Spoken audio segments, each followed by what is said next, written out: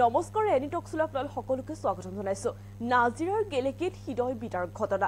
আজি পিতা পুত্ৰৰ একেলগে কৰা হ'ব জানাজা। পুত্ৰৰ মৃত্যুৰ খবৰ পাই পিতৃৰ কৰুণ মৃত্যু আৰু আজি একেলগে দুয়োৰে কৰা হ'ব জানাজা। জনাইছো সবিশেষ। আজি একেলগে কৰা হ'ব পিতা পুত্ৰৰ জানাজা। নাজিৰাৰ গেলেকীত মৰ্মান্তিক হৃদয় বিদাৰক ঘটনা। একে ঘৰতে পিতা পুত্ৰৰ নিথৰ দেহ। পুত্ৰৰ মৃত্যুৰ খবৰ শুনি সহ্য কৰিব নোৱাৰিলে পিতৃয়ে। পুত্ৰৰ মৃত্যুৰ খবৰ শুনি হৃদযন্ত্ৰ ক্ৰিয়া বন্ধ হৈ অকাল মৃত্যু সাৱটি ললে পিতৃয়ে। গেলেকীৰ মিনাৰুল হুছেইন যোৱাকালি আকস্মিকভাৱে মৃত্যুৰ সাৱটি লয় আৰু পুত্ৰৰ মৃত্যুৰ খবৰ শুনি পিতৃয়ে শ্বৰিফুল হুছেইনৰ হৃদযন্ত্ৰ ক্ৰিয়া বন্ধ হৈ পিতৃয়েও অকাল মৃত্যুৰ সাৱটি লবলগীয়া হয়। আৰু পিতা পুত্ৰৰ অকাল বিয়োগত পৰিয়ালৰ লগতে সমগ্ৰ গেলেকী অঞ্চলত এতিয়া শোকৰ ছাঁ পৰিছে। পিতা পুত্ৰৰ নিথৰ দেহ একেলগে জানাজাৰ বাবে লৈ যোৱা হৈছে ৰাজহুৱা কবৰস্থানলৈ। নাজিৰাৰ গেলেকীত এক হৃদয় বিদাৰক মৰ্মান্তিক ঘটনা সংঘটিত হৈছে। আজি একেলগে কৰা হ'ব পিতা পুত্ৰৰ জানাজা। একে ঘৰতে পিতা পুত্ৰৰ নিথৰ দেহ। পুত্ৰৰ মৃত্যুৰ খবৰ শুনি সহ্য কৰিব নোৱাৰিলে পিতৃয়ে।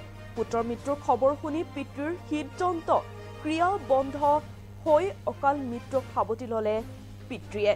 গেলেকী মিনাৰুল হুছেইনে যোৱাকালি আকস্মিকভাৱে মৃত্যুক সাৱটিব লগা হয় আৰু পুত্ৰৰ সেই মৃত্যুৰ খবৰ শুনিয়ে পিতৃ শ্বৰিফুল হুছেইনে হৃদযন্ত্ৰৰ ক্ৰিয়া বন্ধ হৈ পিতৃয়েও অকাল মৃত্যুক সাৱটি লবলগীয়া হয়।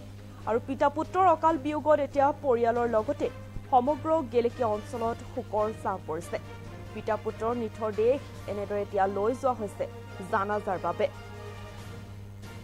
নাজিৰা গেলেকীত এক মৰ্মান্তিক ঘটনা সংঘটিত হৈছে। একেলগে পিতা পুত্ৰৰ জানাজা কৰা হ'ব আজি। পুত্ৰৰ মৃত্যুৰ খবৰ শুনি সহ্য কৰিব নোৱাৰি পিতৃয়ে কৰুণ মৃত্যুক সাৱটি লয়। পুত্ৰৰ মৃত্যুৰ খবৰ শুনি পিতৃৰ হৃদযন্ত্ৰ ক্ৰিয়া বন্ধ হৈ অকাল মৃত্যুক সাৱটি ললে পিতৃগৰাকীয়ে।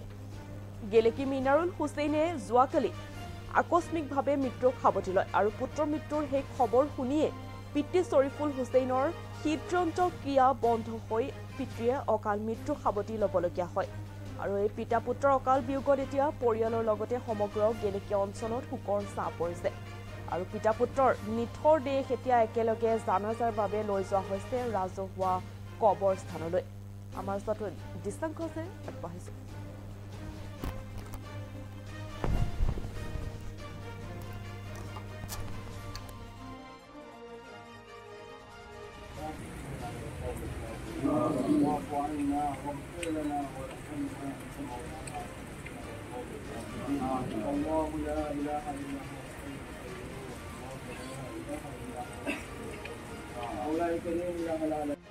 এই সময়খিনি যেহেতুকে আইয়ামে দিন হিচাপে বৰ ফজিলতৰ বৰকতৰ দিন হয়, তেওঁবিলাকৰ কবৰৰ সৱাল জবাবক আল্লাহ তাবাৰক ওয়া তাআলা ভাবে এয়া আমাৰ গেলেকীবাসীৰ বাবে এক নজিৰবিহীন ঘটনা।